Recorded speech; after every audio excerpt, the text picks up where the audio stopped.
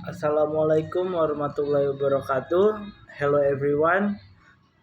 Introducing myself. My name is Bayu Aji Wijaya and my student number is 2341196. And in this presentation, I'm going to talk about tax collection or in Indonesian penagihan pajak. An important part of Indonesia taxation system that ensure taxpayers fulfill their obligation properly. Let's begin by understanding what tax collection actually means. Tax collection refers to the government's effort to recover unpaid tax from taxpayers who have not met their tax obligation. In simple terms, it is the process carried out by the Directorate General of Taxes or Directorate General Pajak to make sure that tax owed to the state are properly paid. This process is carried out based on Law Number 19 of 2000 concerning tax collection with a letter of compulsion.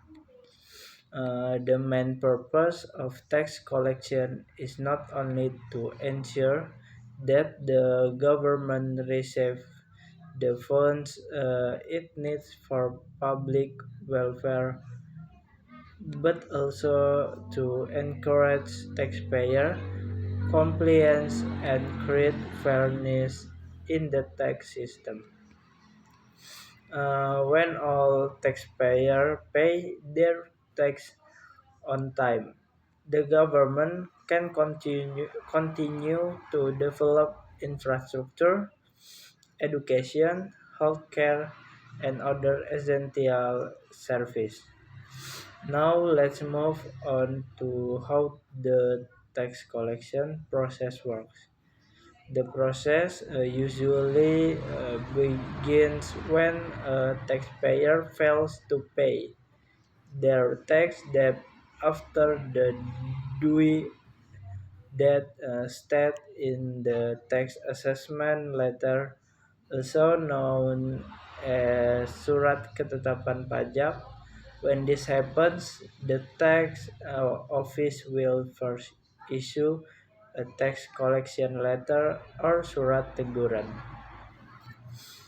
This letter serves as a formal warning to remind the taxpayer to settle their tax debt within 21 days after the letter is issued. If the taxpayer still doesn't respond or make the payment, the next step is the issuance of a distress warrant or surat paksa. The distress warrant has legal force, meaning the tax authorities have the right to take further action to collect the tax. After receiving the distress warrant, the taxpayer has to X 24 hours to pay their tax debt. If payment is still not made, the process continues with confiscation or penyitaan. As this states, the tax authority together with the jurus pajak or tax bailiff may seize the taxpayer asset, such as vehicles, land buildings, or bank account to cover to tax debt. The seized asset will then be auctioned publicly and the proceeds from the auction are used to pay off the taxpayers' obligations to the state in more serious case.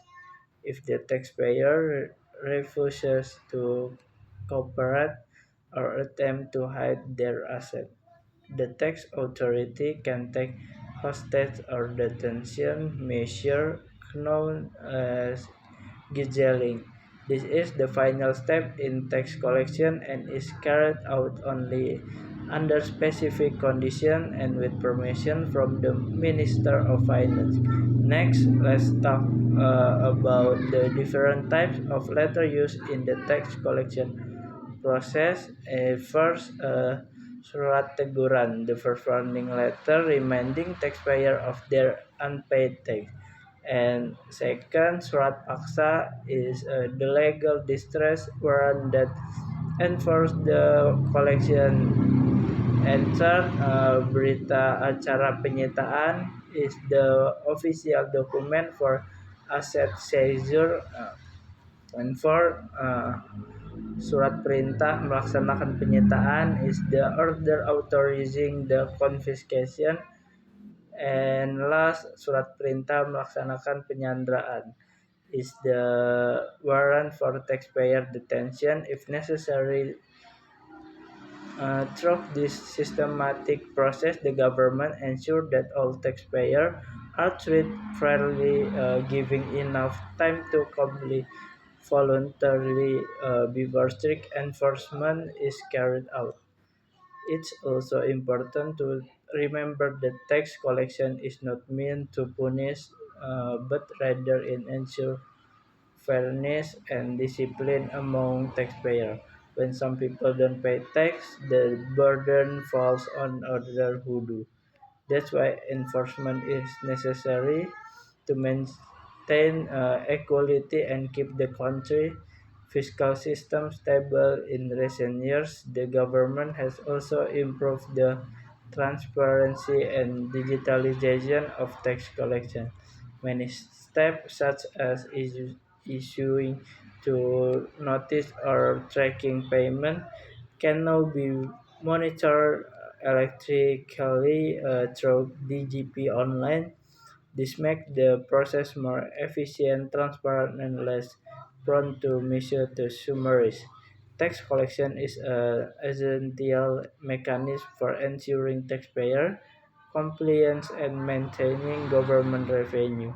The process involves several steps from issuing reminders and distress warrant to possible asset seizure or detention for non-compliance.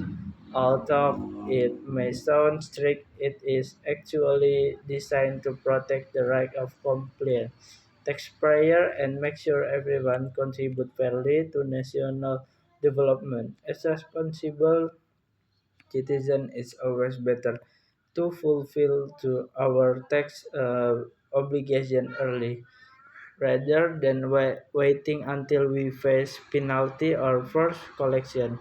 By paying tax honestly and on time, we help build a stronger and more prosperous Indonesia. Thank you for listening, and I hope this explanation help you understand how tax collection works and why it's so important for our country.